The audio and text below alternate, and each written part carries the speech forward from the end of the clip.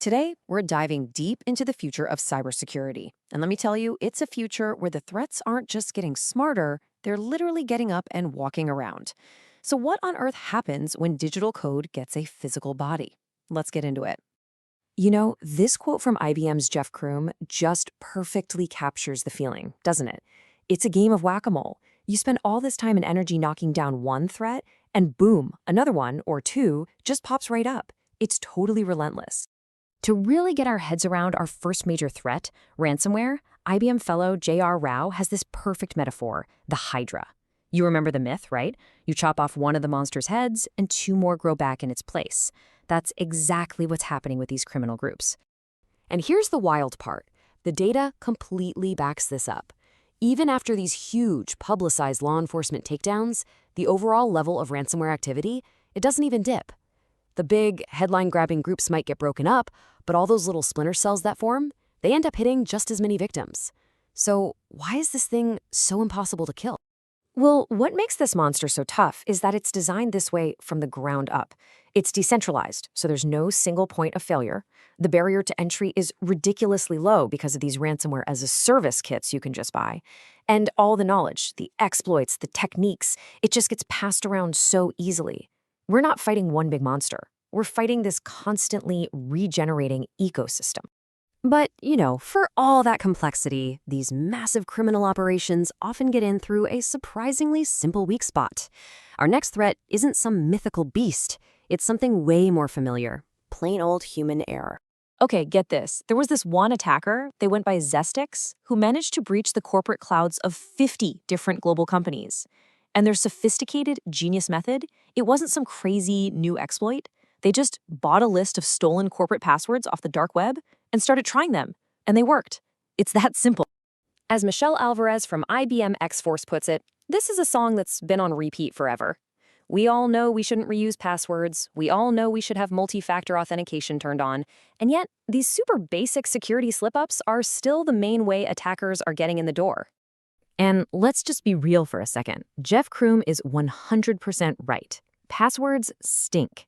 Everybody hates them. You hate trying to remember them, you hate having to change them, and the security pros know just how weak they really are. So if we all agree they're terrible, what's the alternative?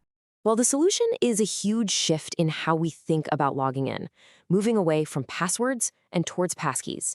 See, a password is just something you know, which means it can be stolen or phished.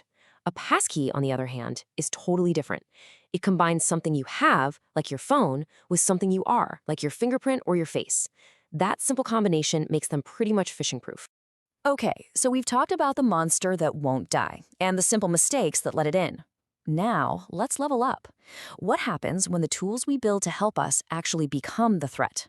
We're talking about AI agents turning into the ultimate insider threat. So, what makes an insider threat so scary? It's pretty simple, really.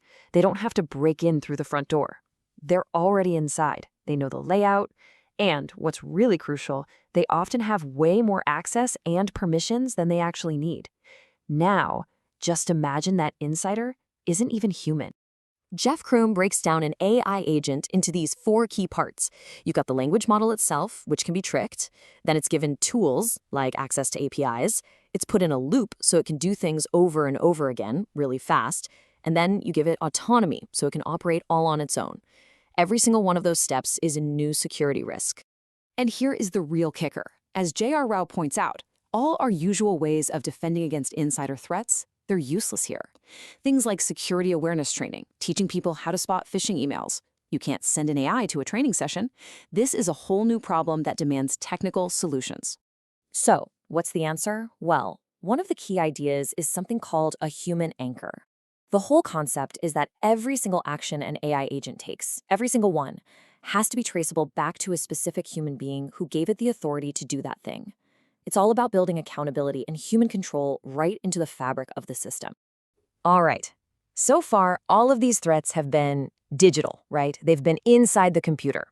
But what happens when the code gets out, when it gets a body?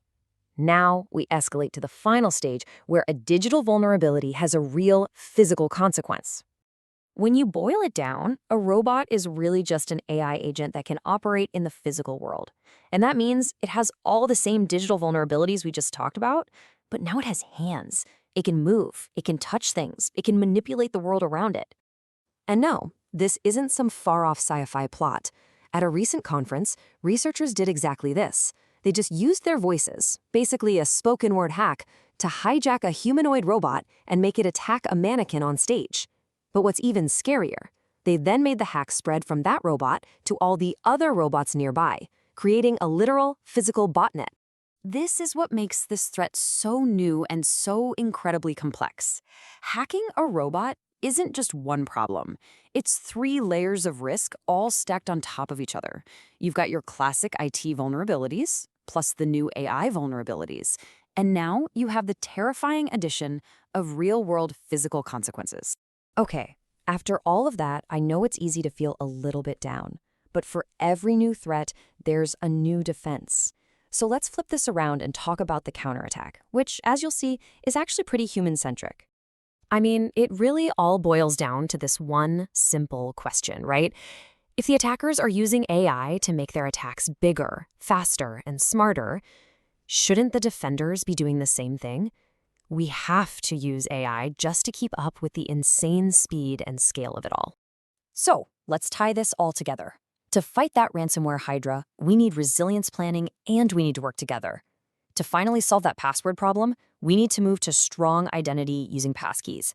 And to keep our AI agents and robots in check, it comes down to 2 big ideas: constant human oversight and the principle of least privilege, which just means only giving them the absolute bare minimum access they need to do their jobs and nothing more. And this is really the biggest takeaway from all of this. The old way of thinking about security, building a big digital wall around your stuff, that's over. Today, security is all about managing identity, knowing exactly who is accessing what, and making sure that there is always a human who is accountable for what our powerful new technologies are doing. Which leaves us with one final big question to think about. As our technology, our agents, our robots becomes more and more human-like in what it can do, the challenge of securing it just gets more and more complex. It really forces us to ask, how do we build systems that aren't just intelligent, but are also fundamentally accountable and safe?